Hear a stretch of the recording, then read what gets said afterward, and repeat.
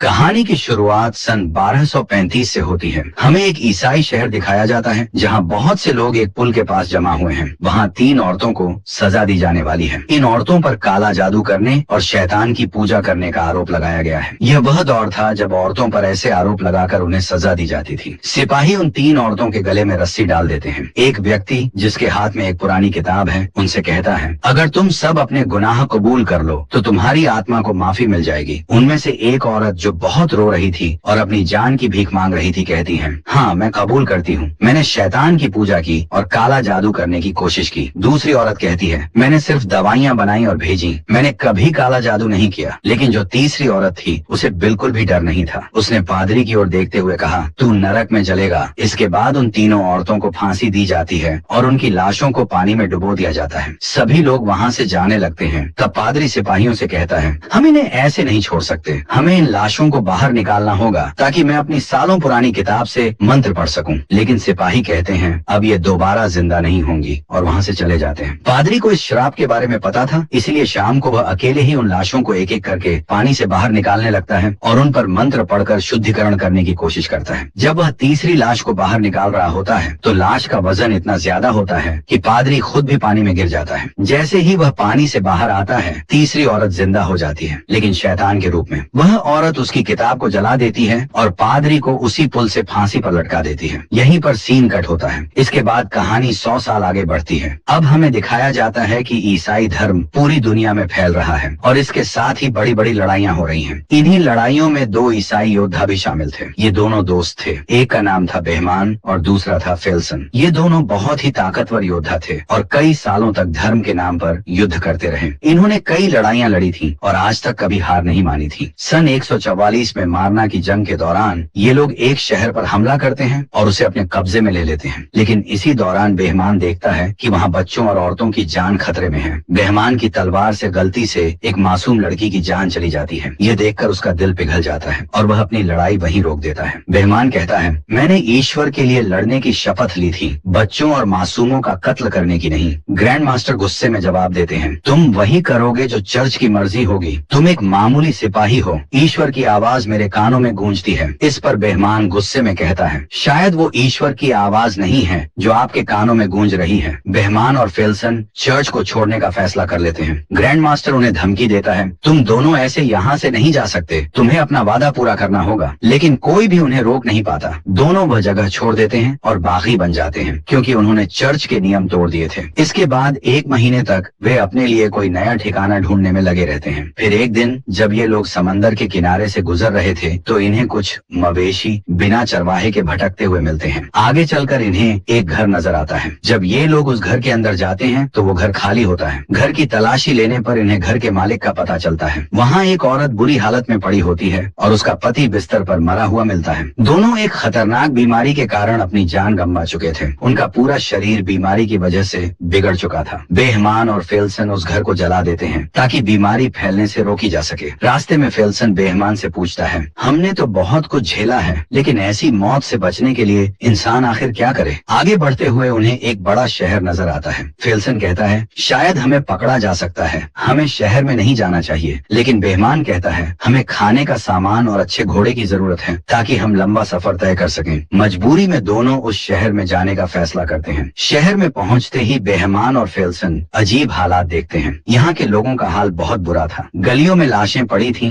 लोग रो रहे थे, चिल्ला रहे थे और अपने गुनाहों से माफी मांग रहे थे। कुछ लोग तो खुद को मार रहे थे। फेल्सन कहता है, आखिर ये कैसा पागलपन है। तभी पास ही खड़ा एक आदमी उसकी बात सुन लेता है और जवाब देता है, ये महामारी है, एक ऐसी बीमारी जिसका कोई इलाज नहीं है। ये बीमारी पिछले 3 साल से यहाँ फैली हुई है। इसकी वजह से हर 4 में से 1 आदमी मर रहा है। उस आदमी का नाम इकबाल था। वह दोनों से पूछता है, आखिर तुम लोग कौन हो। बेहमान जवाब देता है, हम मुसाफिर हैं और हमें इस बारे में कुछ नहीं पता। दोनों ईसाई योद्धा थे लेकिन उन्हें कोई नहीं रोकता। जब ये लोग घोड़े खरीदने की कोशिश करते हैं तो वहाँ एक आदमी बेहमान की तलवार देख लेता है। ये तलवार नाइट्स की होती थी। जैसे ही यह बात फैलती है शहर के सिपाहियों को खबर मिल जाती है कि ये दोनों असल में नाइट्स हैं और जंग से भागे हुए हैं। सिपाही इन दोनों को पकड़ने आते हैं। बेहमान और फेल्सन उनसे लड़ते हैं लेकिन आखिरकार ये दोनों हार मान लेते हैं। उन्हें कार्डिनल के पास लाया जाता है। कार्डिनल भी इस बीमारी का शिकार हो चुका था और बिस्तर पर पड़ा हुआ था। कार्डिनल दोनों का नाम पूछता है। नाम सुनते ही वह चौंक जाता है और कहता है, मैं तुम दोनों को जानता हूँ, तुम्हारी जीत की कहानियां दूर दूर तक मशहूर हैं। इसके बाद कार्डिनल बताता है, यह महामारी हमारे लोगों को खत्म कर रही है। असल में यह नरक से भेजा गया एक श्राप है। इसे एक जादूगरनी ने काले जादू से हम पर डाला है। अब वह जादूगरनी पकड़ ली गई है और उसने खुद ही यह माना है। कार्डिनल आगे बताता है, इस श्राप को खत्म करने का एक ही तरीका है, जादूगरनी को सेवेर के गिरजाघर ले जाना होगा। वहाँ के सन्यासी ही इस श्राप को खत्म कर सकते हैं। बेहमान पूछता है, मेरा इस सब से क्या लेना देना? कार्डिनल कहता है, ये काम हम नहीं कर सकते, लेकिन अगर तुम मदद करो तो जादूगरनी को सेवेर तक ले जाया जा सकता है। क्या तुम चर्च की सेवा करना चाहोगे? बेहमान इस काम को करने से साफ इनकार कर देता है। उसके इनकार के बाद कार्डिनल फेल्सन और बेहमान दोनों को जेल में डाल देता है। उसी काल कोठरी में एक लड़की भी थी। जब ये दोनों उसे देखते हैं तो फेल्सन पूछता है, क्या यही वह चुड़ैल है? बेहमान जवाब देता है, ये तो बिल्कुल वैसी नहीं लगती। रात को बेहमान एक बुरा सपना देखता है जिसमें वह एक मासूम औरत की जान ले रहा था। जब वह आंखें खोलता है तो देखता है कि वह लड़की जो रो रही थी उसकी कमर पर जख्म के निशान थे, जैसे किसी ने उसे बहुत मारा हो। ये देखकर बेहमान का इरादा बदल जाता है। वह चर्च के लिए नहीं बल्कि उस लड़की के लिए इस मिशन पर जाने का फैसला करता है ताकि वह उसकी जान बचा सके। अगले दिन वह प्रीस्ट से मिलते हैं और कहते हैं, हम तुम्हारी मदद करेंगे, लेकिन इस लड़की के साथ इंसाफ होगा और हम पर जो भी इल्जाम लगे हैं उन्हें हटाना होगा। इस यात्रा में उनके साथ एक नामी सैनिक भी शामिल हो जाता है और पादरी भी। पादरी के पास एक नक्शा होता है, लेकिन यह 900 मील का सफर था और पहाड़ियों के बीच से गुजरता था जहाँ गिरजाघर स्थित था। बेहमान और फेल्सन सिर्फ नक्शे पर ही भरोसा नहीं कर सकते, इसलिए वे किसी ऐसे शख्स की तलाश करते हैं जो पहले वहाँ जा चुका हो और वापस भी आ चुका हो, कोई ऐसा जिसे रास्ता याद हो। पादरी उन्हें एक कैद किए गए आदमी के पास ले जाता है जिसे धोखाधड़ी के जुर्म में पकड़कर जेल में डाला गया था। बेहमान उसे एक सौदा करता है, अगर तुम हमें सेवर तक ले जाओ तो तुम्हारे ऊपर लगे इल्जाम खत्म कर दिए जाएंगे। वह इसके लिए तैयार था। अब वे सफर पर थे, साथ में पादरी और एक सैनिक भी थे और रास्ता दिखाने वाला एक आदमी था। सलाहों से बनी एक बग्घी में वे लड़की को ले जाने वाले थे। जब ये लोग उसे लेने के लिए काल कोठरी में जाते हैं तो वह उन पर हमला कर देती है, लेकिन फेल्सन उसे बेहोश कर देता है और फिर उसे लेकर जाते हैं। जैसे ही वे शहर से बाहर निकलते हैं वहाँ के कार्डिनल की भी मौत हो जाती है। चलते चलते वह आदमी जो रास्ता दिखा रहा था लड़की को देख रहा था, तो वह पादरी से पूछता है, क्या ये हमें ही धोखा दे रही है? पादरी उसे समझाता है, अपना ध्यान कहीं और लगाओ, ये तो सिर्फ तुम्हें डराने की कोशिश कर रही है। एकार्ट कहता है, तुमसे कैसे पता कि यह लड़की जादूगरनी है और श्राप देने वाली भी वही है? पादरी कहता है, ये गांव में मिली थी, ये कुछ ऐसी बातें कर रही थी जिसे कोई भी नहीं समझ पा रहा था, और जैसे ही इसे हमारे शहर में लाया गया 7 दिन बाद महामारी फैल गई। जहाँ से भी यह गुजरी वहाँ का यही हाल हुआ। एकार्ट कहता है, हमारे गांव में किसी लड़की के आने की खबर नहीं सुनी, फिर भी वहाँ महामारी आई है। चलते चलते बेहमान और फेल्सन के बीच भी बातचीत होती है। फेल्सन कहता है, कोई हमारा पीछा कर रहा है। जब वे रुकते हैं तो उसे पकड़ लेते हैं। पादरी कहता है, यह कार्डिनल के यहाँ काम करने वाला एक मुल्जिम है, इसका नाम केय है। बेहमान कहता है, अच्छा यही होगा कि तुम यहाँ से चले जाओ। लेकिन केय कहता है, नहीं, मैं तुम लोगों के साथ जाना चाहता हूँ, तुम सबकी सेवा करना चाहता हूँ, बदले में आप मुझे एक नाइट बना देंगे। फेल्सन उसे हंसी में उड़ा देता है, लेकिन फिर कुछ देर बाद एक लड़ाई होती है जिसमें वह फेल्सन को हरा तो नहीं सकता, लेकिन उसका डट कर मुकाबला करता है। इस बात से बेहमान उससे प्रभावित हो जाता है और उसे अपने साथ इस सफर में शामिल कर लेता है। रात को बेहमान और फेल्सन की लड़ाइयों की तारीफ की जाती है। जब बेहमान लड़की को खाना और कंबल देने जाता है तो वह लड़की उसे कहती है, तुम बाकी सबकी तरह नहीं हो, तुम अच्छे इंसान हो। फिर वह पूछती है, सेवेर में मेरे साथ क्या होगा? बेहमान जवाब देता है, इंसाफ होगा। लड़की एक कहानी सुनाती है, हमारे गांव में एक औरत पर काले जादू का इल्जाम था। लोगों ने उसके जेबों में पत्थर भर दिए और उसे पानी में डुबो दिया। उन्होंने कहा था कि अगर ये औरत डूबी तो ये एक इंसान है, और अगर नहीं डूबी तो ये एक चुड़ैल है। वह औरत नहीं डूबी और उसे जिंदा जला दिया गया। बेहमान उसे भरोसा दिलाता है, हमारे साथ ऐसा कुछ नहीं होगा, और साथ ही वह पादरी की तरफ इशारा करती है। बेहमान पूछता है, क्या पादरी ने तुम्हें चोट पहुंचाई? लड़की सिर हिलाकर जवाब देती है, हाँ। जब बेहमान वापस आता है तो पादरी उससे पूछता है, उसने तुमसे क्या कहा? बेहमान कहता है, तुम क्यों जानना चाहते हो? पादरी उसे समझाता है, उससे अपने दिल के राज मत बताना, नहीं उसकी बातों पर विश्वास करो, वह बहुत चालाक है, वह हमें आपस में लड़वा सकती है। फिर रात बिताने के लिए वे जंगल में रुकते हैं। पादरी सबसे कहता है, हमें पहरा देना होगा, तो एकार्ट पहले पहरा देता है। वह उस लड़की की तरफ देख रहा था। कुछ घंटे बाद जब पादरी उसके पास आता है तो एकार्ट कहता है, ये लड़की मुझे मेरी बेटी की तरह लग रही है। ये सुनते ही लड़की उदास हो जाती है। जैसे ही एकार्ट जाने वाला था लड़की रोने लगी। वह कहती है,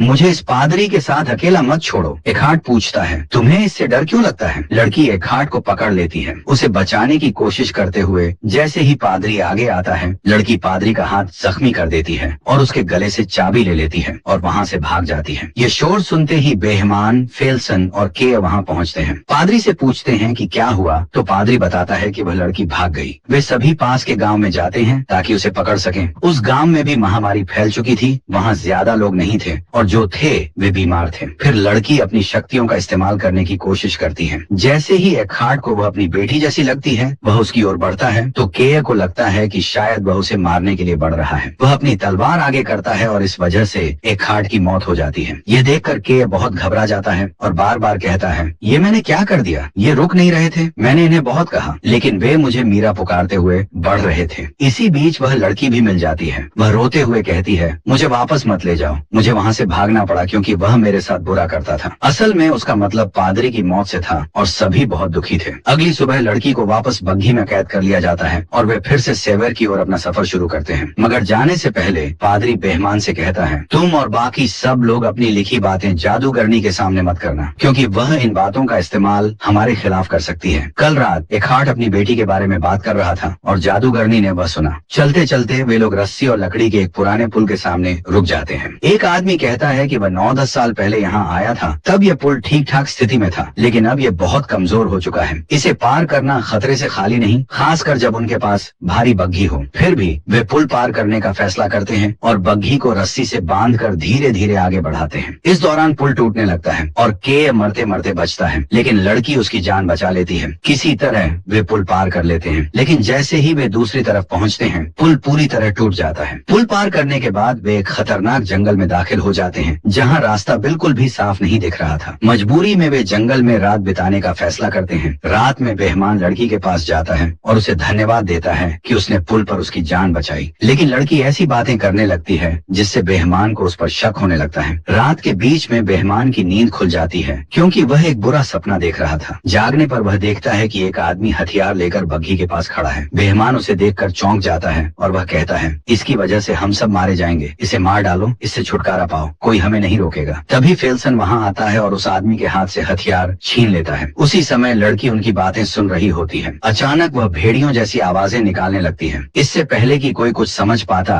भेड़िए उन पर हमला कर देते हैं। भेड़ियों से भागते समय एक मार्ग उनका शिकार बन जाता है और वे उसे बचा नहीं पाते। इस बात से बेहमान बहुत दुखी होता है। अगली सुबह वह लड़की को मारने का फैसला करता है लेकिन पादरी बीच में आकर कहता है, मैं तुम्हें ऐसा नहीं करने दूंगा। बेहमान उसे दूर धकेल देता है। तभी फेल्सन वहाँ आता है और बेहमान से कहता है, मंजिल पास है, हम ब्रेक पर पहुँच गए हैं। बेहमान अपना इरादा बदल देता है और गिरजाघर की ओर अपना सफर जारी रखता है। रास्ते में फेल्सन कहता है, जब यह सब खत्म हो जाएगा तो मैं उस जगह जाना चाहूंगा जहाँ मेरा जन्म हुआ था। जब वे गिरजाघर पहुँचते हैं तो देखते हैं कि वहाँ के सभी सन्यासी महामारी के कारण मर चुके हैं। फादर एक प्रार्थना की किताब उठाता है और अब वह अकेला ही बचा होता है। वह लड़की पर कुछ मंत्र पढ़ने की कोशिश करता है लेकिन तभी लड़की का असली राज सामने आता है। वह सबका अतीत बयान करने लगती है। बेहमान को एहसास होता है कि वह अपने पापों को छुपाने के लिए एक मासूम लड़की की जान बचाने की कोशिश कर रहा है ताकि वह नर्क में ना जाए। लड़की कहती है, धर्म के नाम पर हुई लड़ाइयों में महामारी से ज्यादा लोग मारे गए। तभी पादरी को समझ आता है कि यह लड़की जादूगरनी नहीं है बल्कि इसके शरीर पर एक डेमन का कब्जा है। पादरी उस पर भूत भगाने का अनुष्ठान करने लगता है लेकिन डेमन धीरे धीरे अपने असली रूप में आने लगता है। वह उन सभी सलाखों को जलाकर वहाँ से उड़ जाता है और गिरजाघर के अंदर चला जाता है। यहाँ सभी को समझ आता है कि असल में यह डेमन चाहता था कि हम इसे सेवेर लेकर आएं। यही वजह थी कि उसने एखार्ड और एक मार्क को मार डाला क्योंकि वे इसके रास्ते में आ रहे थे। जब ये लोग गिरजाघर में पहुँचते हैं तो देखते हैं कि वहाँ के सभी सन्यासी मर चुके थे। वे सालों से किताब की नकल बना रहे थे क्योंकि डेमन को सिर्फ इसी किताब से खत्म किया जा सकता था। अब पादरी के पास जो किताब थी